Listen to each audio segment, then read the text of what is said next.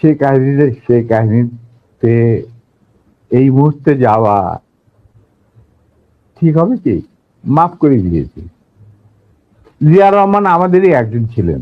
আচ্ছা, to be frank with you, উনি Quran শপথ নিয়ে আমাদের সাথে কাজ করতে রাজি ছিলেন। আজকে কিছু কথা বলতে চাই নিজের দেশের সার্বভৌমত্ব নিয়ে। সেটা হতেছে যে কিছুদিন আগে সাংবাদিক ইলিয়াস লাইভে মেজর ডালিম রে আনছে, যে হলো সর্বস্বীকৃত একজন খুনি, যে বঙ্গবন্ধুর পরিবারকে হত্যা করছে, এবং সে লাইভে এসে সব কথাগুলা বলছে। এগুলো একজন দেশপ্রেমিক হইলে অন্ততপক্ষে তার প্রতি শ্রদ্ধা থাকে না, আমার থাকে না।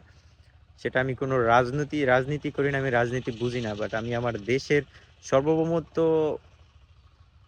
দিক থেকে ভাবলে আমি ভাবি যে সে যে কথাগুলো বলছে লাইভে এসে একটারও কোনো ভিত্তি আছে, এবং সে একদম নিজেকে প্রমাণ করছে সে একজন রাজাকার, সে আসলে দেশপ্রেমিক ছিল না।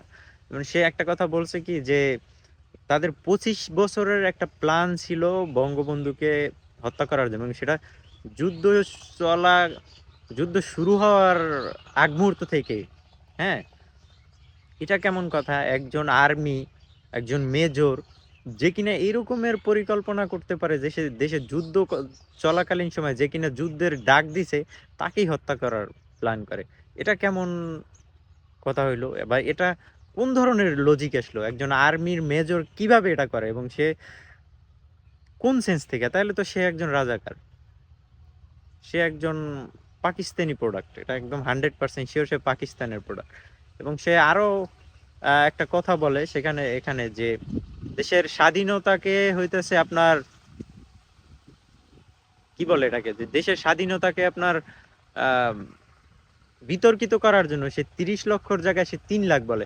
যেখানে আমি দেখছি যে বিভিন্ন আগেকার পত্রিকার, যে তখনকার সময় নিউজ মিডিয়া, বিভিন্ন পত্রিকায় বিভিন্ন ফুটেজে সেখানে বলা হয়েছে যে এখানে 30 লক্ষ শহীদ হয়েছে। সেটা বঙ্গবন্ধুর ভাষণে বলে নাই, বঙ্গবন্ধু নিজে বলে নাই, তার আগে থেকেই সেটা প্রচারিত হয়েছে যখন বঙ্গবন্ধু জেলে। ঠিক আছে, তাহলে সেটা কিভাবে 3 লাখে আসে? তো এটা কারা বলবে? যারা পরাজিত হয়েছে, পরাজিত শক্তি যুদ্ধে, তারা বলবে যে না, আসলে আমরা 30 লাখ মারি নাই, আমরা 3 লাখ মারছি। আবার কেউ কেউ আইসা বলে দেখি 3,000ও মারছে। আচ্ছা, 2-4 জন ছাড়া কি দেশে কোনো মুক্তিযোদ্ধা বাইসা নাই? তারা অন্য অন্য হাজার হাজার মুক্তিযোদ্ধা তারা বলতেছে দেশে 30 লাখ শহীদ হয়েছে, বঙ্গবন্ধুরে হত্যা করা হয়েছে, বা এইভাবে এই ঘটনা ঘটছে। দেশে নাকি 2 জন নারী ধর্ষিত হয়েছে। আমরা শুনি যেখানে 2 লক্ষ, 2 লক্ষ না হোক, 10,000, 20,000, 2,000 নারী ধর্ষিত হয়েছে। তো ধর্ষিত হইবে কেন?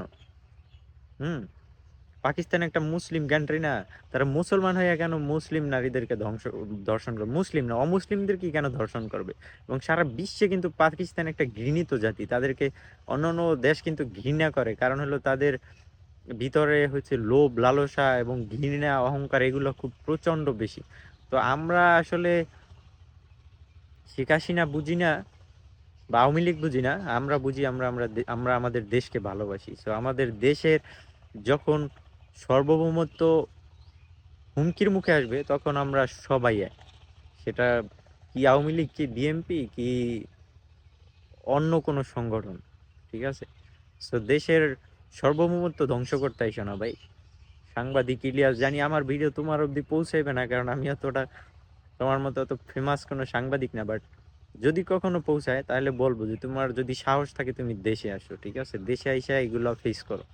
কারণ আস্তে আস্তে তোমাদের মুখোশগুলো উন্মোচন হইতেছে যে তোমরা আসলে এক প্রকারের রাজাকার, তোমরা দেশে ধ্বংস করার জন্য বিভিন্ন ধরনের এজেন্ডা কায়েম করতেছো।